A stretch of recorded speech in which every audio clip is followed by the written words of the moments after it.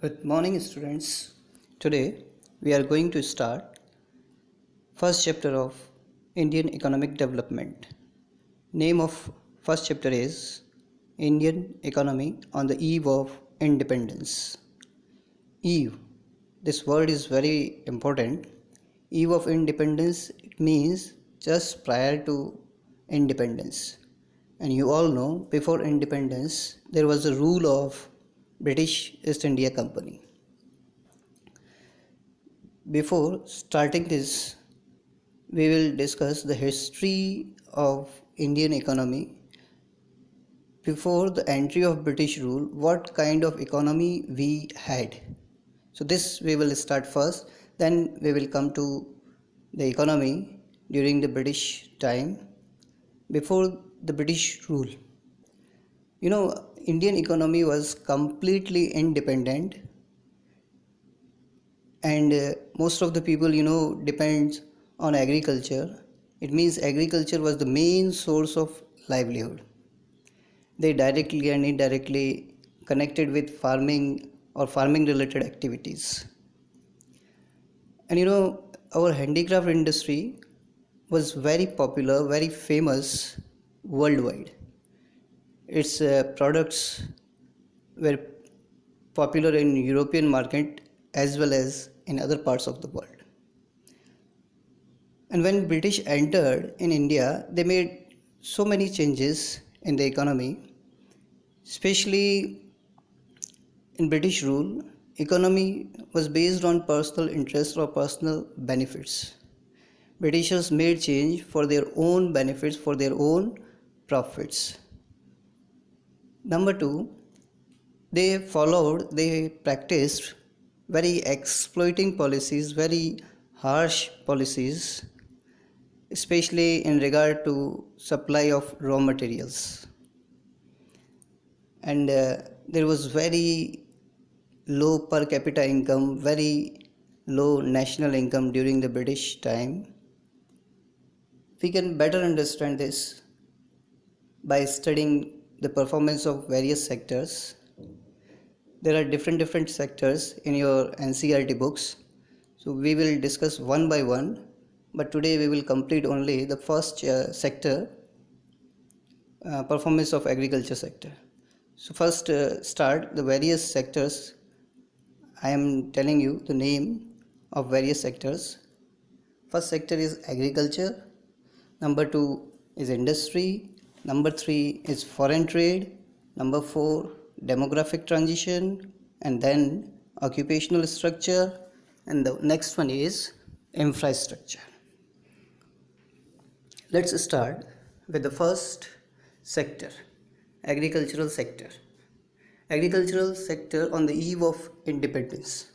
What was the condition of our agricultural sector before, just before the independence? Number 1, there was low production and low productivity.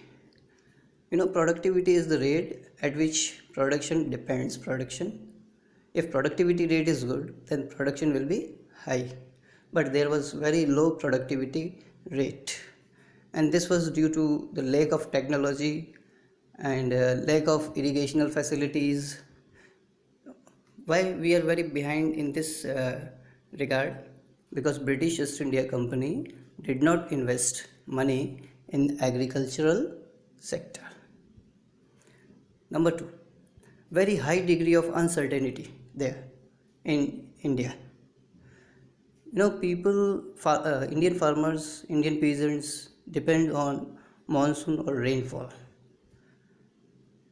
They did not develop irrigational services or irrigational facilities, so there was very high uncertainty.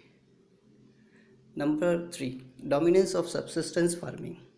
Farmers were growing crops for their self-consumption only. There were no commercial outlook. Next point, small and fragmented holdings. Means farming lands were very small, so they were able to obtain huge production. This was the fourth condition of our agricultural sector. Next one is land revenue system. This revenue system was very harsh and very humiliating conditions were imposed on common Indian farmers and peasants. Jamindari system, Jamindars were responsible for collected revenue, we can say lagan in Hindi, or rent, and they deposited to British East India Company. Next one, forced commercialization. British East India Company was fully responsible for the implementation of this thing. They introduced commercialization of crops, commercialization of feed. So especially they stressed to grow indigo and cash crops like coffee, tea instead of wheat and rice.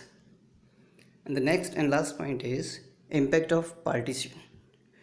You all know that in the year 1947 we got freedom, and India was divided into two parts, Pakistan and our nation. So most of the fertile land went to Pakistan.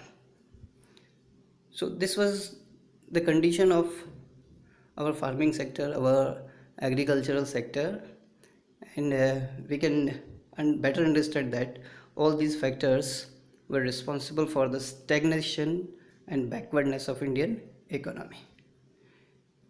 That's all for today. Thank you.